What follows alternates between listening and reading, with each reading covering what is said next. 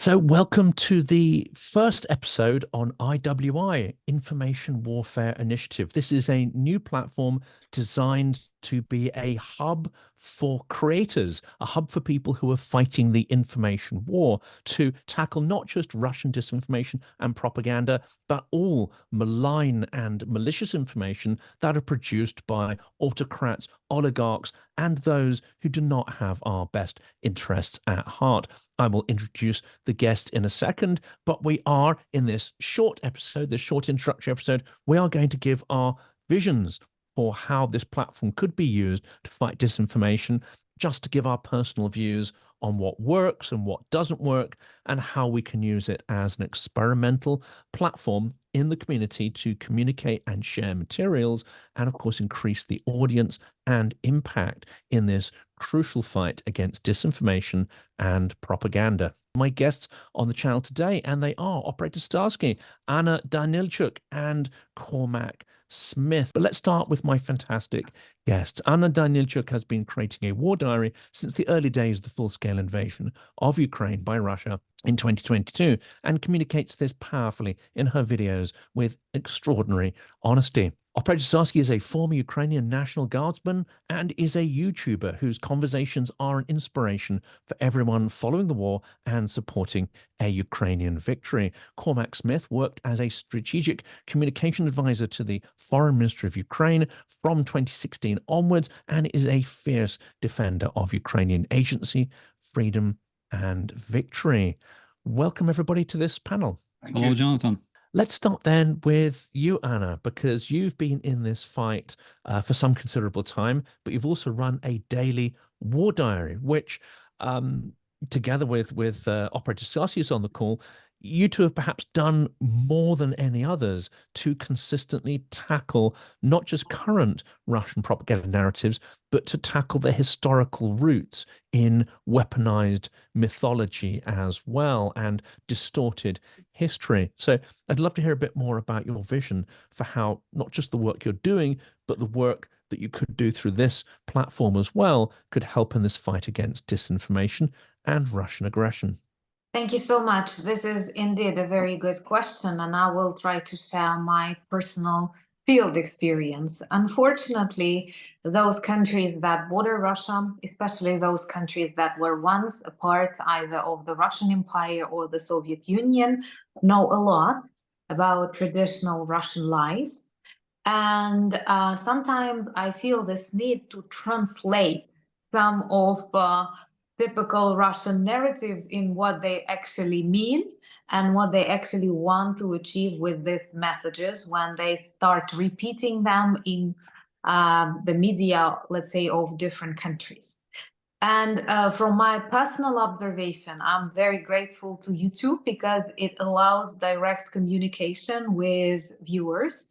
And often when reading their comments and reading their questions, they can actually direct the stories that you choose to share with them. And I remember how at the very start of my vlog, which I did not take seriously, being a person from the university, other stuff, I've realized that actually people coming from different corners of the world do want to support Ukraine, but at the same time, they are very surprised with us. And they have very little knowledge about this part of the world, I'd say Central Eastern Europe, and all because we were hidden behind the Iron Curtain for so long, and also because of Russia's dominance in media, with this vision that everything to the east of Germany is Russia. And that's why sometimes it is important to go down in history to explain some very popular Russian disinformation messages.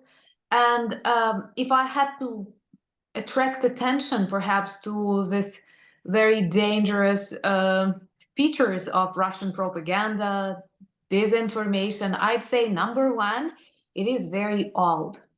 Contrary to many authoritarian periods in different countries of the world, the history of Russian propaganda continues from the times of the Russian Empire, then in the Soviet Union, and now in modern Putin's Russian Federation. They simply adjust these messages to the new context, new realities, but it is very difficult to counterfeit such messages because literally your great-parents, great-grandparents, grandparents, your parents, and you lived thinking that Moscow is the center of, I don't know, Kievan Rus or brotherly nations and other things that have already become a part of this global vision of Ukraine, Czech Republic, Poland, and so on.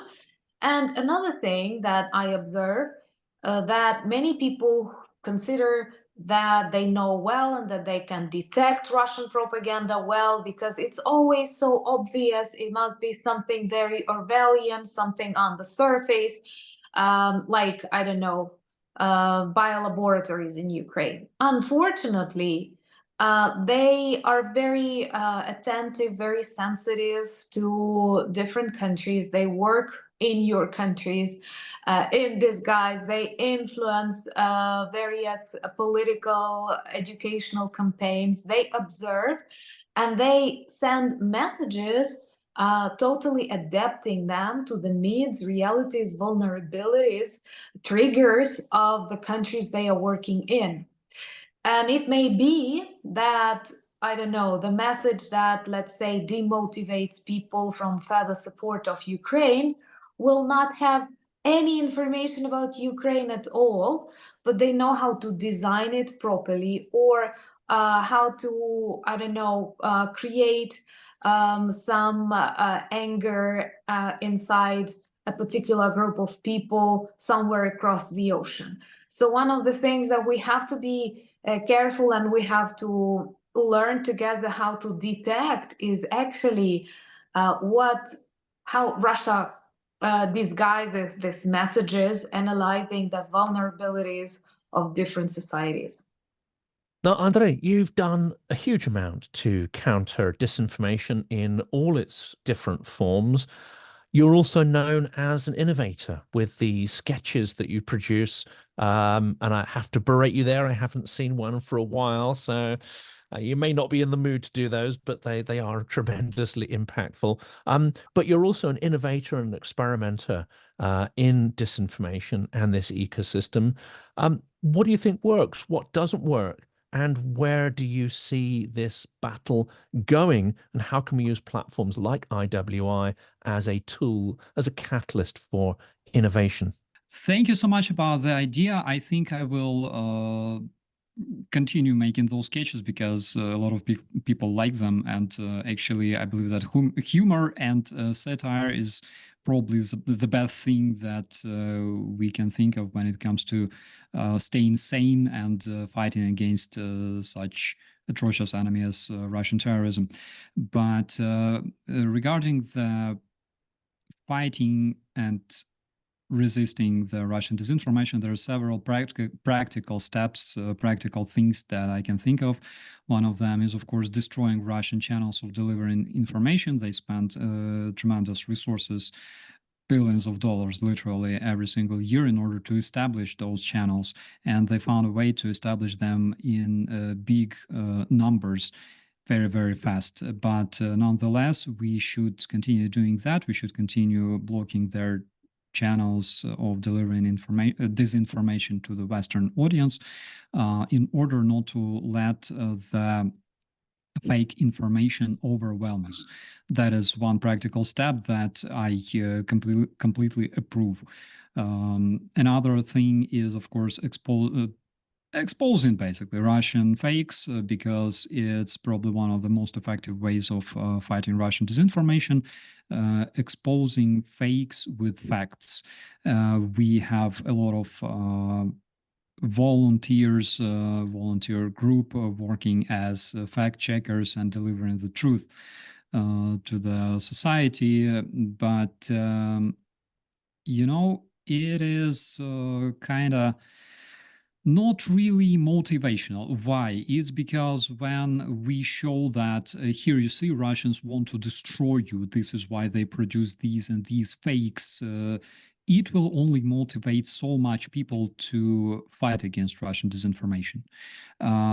One thing that Russian propaganda cannot produce, one type of content, is positivity. They cannot motivate people. They can only demotivate people. They can charge them with fear, with hatred, with violence, and they effectively use those tools, but they don't often produce positive content and motivational content.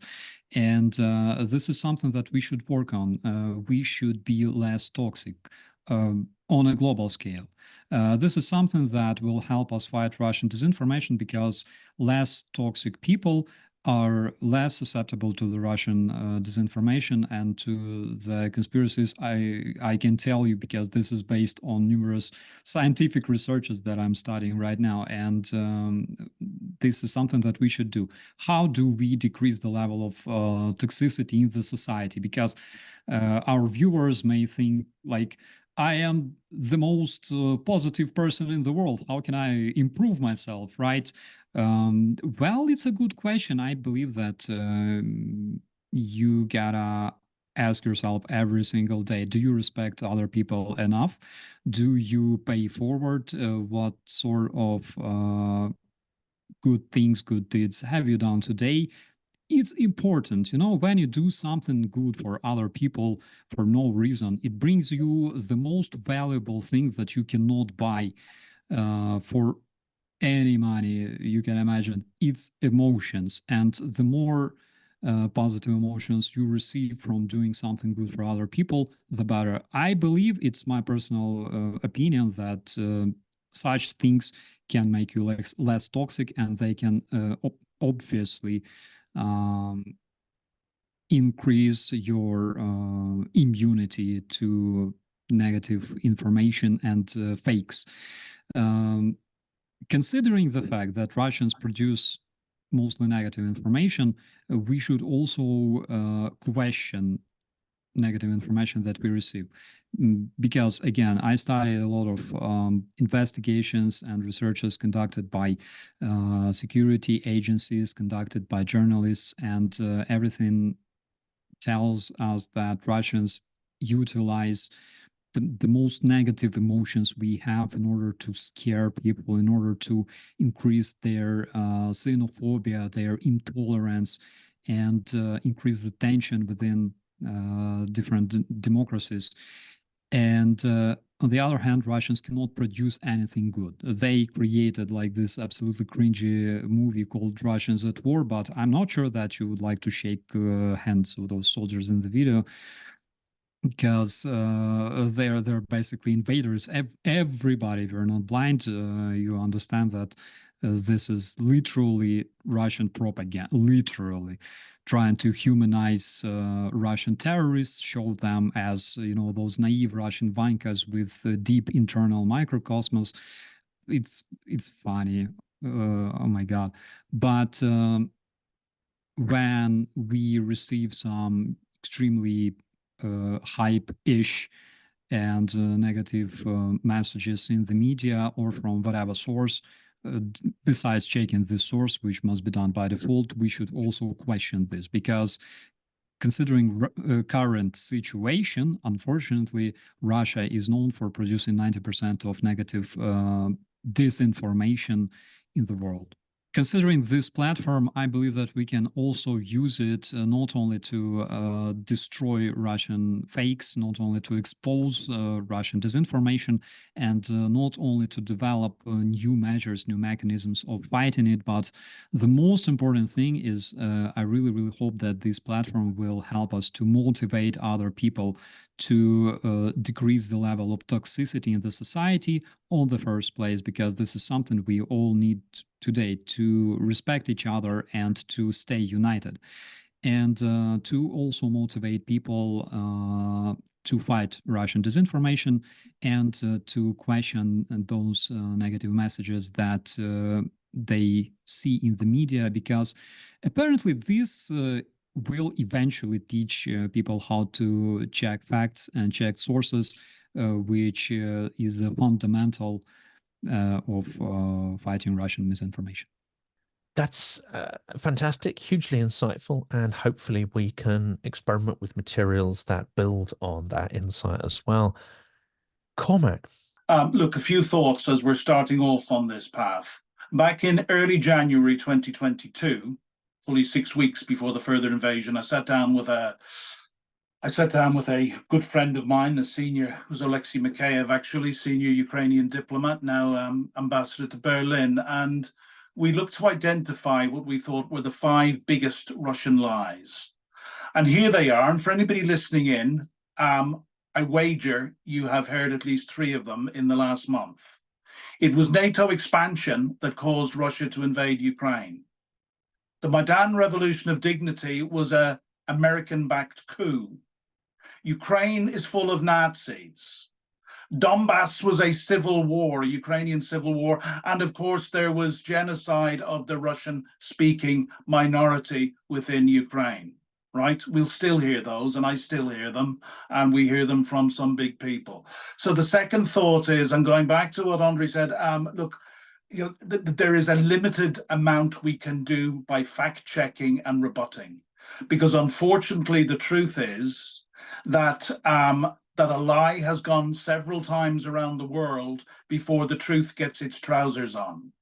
And the key, and my real education in this began with a trip to Helsinki for a meeting of European countries in Finland's Ministry of Defense in late 2016.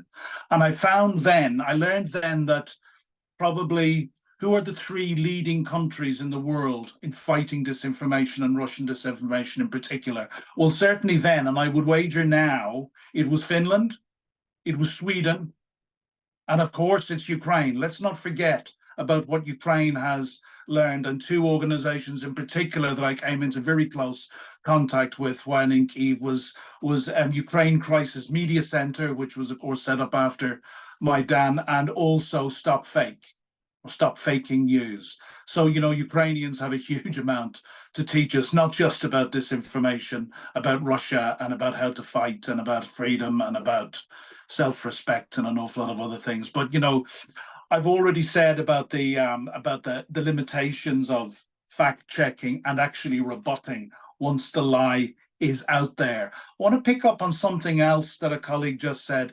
The autocracies use our freedom against us, and they use freedom of speech against us. So I was actually at a lunch with it was the Swedish ambassador into Kyiv in December 17 it was, and he specifically gathered me and a few other people, Ukrainians, around to have a discussion about how we should counter disinformation. And on the Ukrainian side, the Ukrainians were all for taking down websites, taking down Russian websites, and there was a tension in the room between those from the West who really felt that this was a violation of freedom of speech. Well, I've got to tell you, those in the Kremlin and other autocracies know that only too well, and they use that against us. So actually, I was the Westerner who'd gone native that day, and I said, on the one hand and on the other, but I'm going to come down on balance on the side of my Ukrainian friends,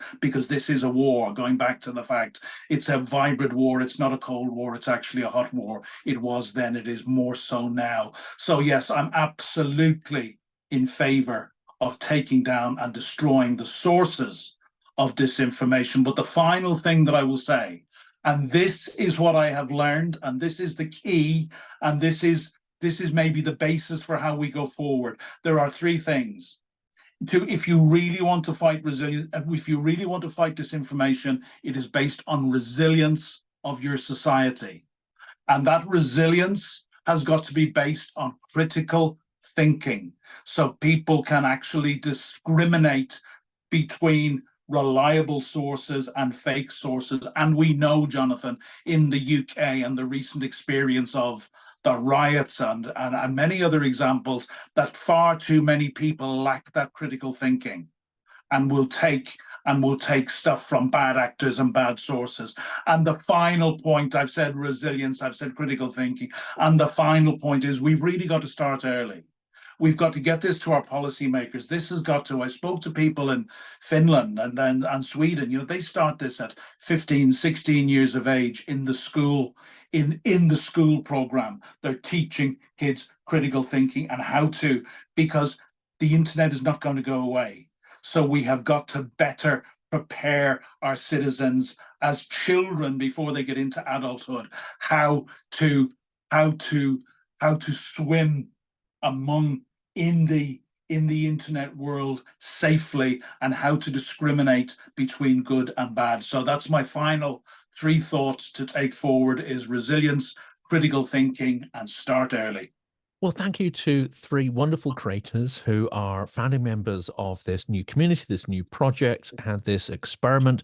We now have 12 creators on board with this, so we'll be doing more introductory videos to their vision for how the platform could be used, and some of the projects that were mentioned, we'll be discussing those, and we'll also have representatives on this channel from many of those projects who have pioneered various methodologies in fighting disinformation.